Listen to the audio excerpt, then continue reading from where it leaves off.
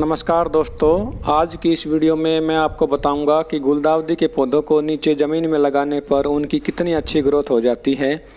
ये देखिए दोस्तों, ये जो पौधा आप देख रहे हैं ये एक ही पौधा है। मैंने 1 साल पहले इसका छोटा सा पौधा लगाया था और अब देखिए इसकी कितनी अच्छी ग्रोथ हो गई है।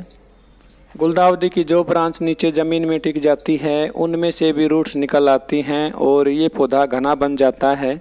इसकी मेन स्टेम के साइड से छोटे छोटे पप्स निकलते रहते हैं और ये पौधा अपने आप ही घना बनता जाता है। इस पौधे की अच्छी ग्रोथ के लिए और इसको घना बनाने के लिए हमें कुछ ज़रूरी बातों का ध्यान रखना पड़ता है। आज की इस वीडियो में मैं इन सभी बातों को डिस्कस करूँगा। मैं आपको बताऊंगा कि मैंने इस पौधे को किस प्रकार घना बनाया है। इस पौधे की अच्छी ग्रोथ को देखकर मैंने गुलदाउदी के जो पौधे गमले में लगे हुए थे उन सभी पौधों को नीचे ज़मीन में लगा दिया है। यदि आप इन पौधों को नीचे ज़मीन में लगाना चाहते हैं तो मई जून की तेज़ धूप और गर्मी में इन पौधों की अधिक देखभाल करनी पड़ेगी। बाकी के पूरे साल में आप इनकी अधिक केयर भी नहीं करते हैं तो भी ये पौधे अच्छी ग्रोथ करते रहेंगे। वैसे तो गुलदाउदी के पौधे पूरे साल भर हमारे गार्डन में बने रहते हैं, मगर तेज़ धूप और गर्मी में ये पौधे सूखने लगते हैं। इन पौधों को अधिक टेम्परेचर पसंद नहीं होता है। सर्दियों के मौसम में इनकी बहुत ही अच्छी ग्रोथ हो जाती है और इसी सीज़न में ही इनमें फ्लावरिंग होती है। गर्मी के मौसम में इन पौधों को बचाने के लिए इनमें रेगुलर वाटरिंग करनी पड़ेगी और सुबह और शाम दोनों टाइम इनके पत्तों पर पानी का छिड़काव करना पड़ेगा। गुलदाउदी के पौधों को अधिक पानी पसंद होता है और ये पौधे कभी भी ओवर वाटरिंग से नहीं सूखते हैं, इसलिए आप इन पौधों में अधिक से अधिक पानी दें। जितना आप इनमें रेगुलर वाटरिंग करोगे उतनी ही इनकी अच्छी ग्रोथ होगी। इन पौधों की अच्छी ग्रोथ के लिए हमें इनके पत्तों का विशेष ध्यान रखना पड़ता है, क्योंकि इनके पत्तों के ऊपर कई बार इंसेक्ट्स और कीड़ों का अटैक हो जाता है जो इनको खाते रहते हैं।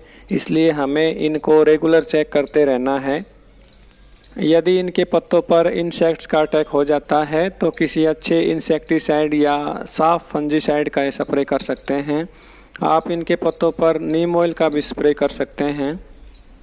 कई बार इनके पत्तों पर हरे रंग का कीड़ा लग जाता है जो हमें दिखाई भी नहीं देता है और इनके पत्तों को खाता रहता है।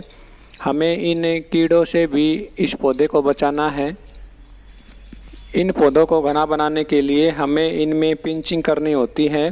जितना हम इनकी पिंचिंग करेंगे उतनी ही नई नई ब्रांचेज निकल के आएंगी। एक ब्रांच को हम पिंच करते हैं तो उसमें से 2 या 3 ब्रांचेज एक साथ निकलती हैं। इस प्रकार ये पौधा घना बन जाता है। जितनी अधिक ब्रांचेज होंगी उतने ही अधिक इसमें फूल खिलेंगे। इसकी जो नई नई ब्रांचेज होती हैं वहीं से इसमें से फ्लावरिंग बर्ड्स बनती हैं और जब इसमें फूल खिलते हैं तो ये एक गुलदस्ते की तरह दिखाई देता है और इसके पत्ते दिखाई नहीं देते। जितना आप इस पौधे में पिंचिंग करते रहोगे उतना ही ये पौधा घना बन जाएगा। और फ्लावरिंग बर्ड्स बनने के बाद इस पौधे में पिंचिंग ना करें। अक्टूबर लास्ट तक आप इस पौधे में पिंचिंग कर सकते हैं, उसके बाद इसमें फ्लावरिंग बर्ड्स बनना शुरू हो जाती हैं। नीचे ज़मीन में लगाने पर इस पौधे में अधिक खाद भी नहीं डालनी पड़ती है। देखिए दोस्तों, ये पौधा कितना घना बन गया है और मैंने इस पौधे में बिल्कुल भी खाद नहीं डाली है। बिना किसी खाद या फर्टिलाइज़र के ही देखिए इसकी कितनी अच्छी ग्रोथ हो गई है। गुलदाउदी के पौधों को मैंने 6 गमलों में लगा रखा था और मैंने अब उन सभी गमलों को खाली कर दिया है और सभी को मैंने नीचे ज़मीन में लगा दिया है। गमले में लगे हुए गुलदाउदी के पौधों में अधिक पानी भी नहीं डाल सकते हैं और इनकी जड़ों की अच्छी ग्रोथ भी नहीं हो पाती है, क्योंकि गमले में मिट्टी कम होती है। गमले में लगे हुए गुलदाउदी के पौधों को मई जून की तेज़ धूप और गर्मी से बचाना बहुत ही मुश्किल हो जाता है, क्योंकि गमले की मिट्टी गर्म हो जाती है और ये पौधे सूखने लगते हैं। इन पौधों को ज़्यादातर इनकी कटिंग लगाकर तैयार किया जाता है। बरसात के सीज़न में इनकी कटिंग लगाई जाती हैं। बारिश के मौसम में आप इन पौधों को डिवाइड करके भी लगा सकते हैं। इनके मेन पौधे के साइड से छोटे छोटे बेबी प्लांट्स निकलते रहते हैं। आप उन प्लांट्स को अलग कर सकते हैं और इन सभी प्लांट्स में अलग अलग रूट्स होती हैं, इसलिए इनको डिवाइड करना भी बहुत ही आसान होता है। नवंबर दिसंबर में इन पौधों में बहुत ही अच्छी फ्लोरिंग होगी और ये पौधे एक गुलदस्ते की तरह दिखाई देते हैं। आप भी इन पौधों की केयर कीजिए और इनको घना बनाएं।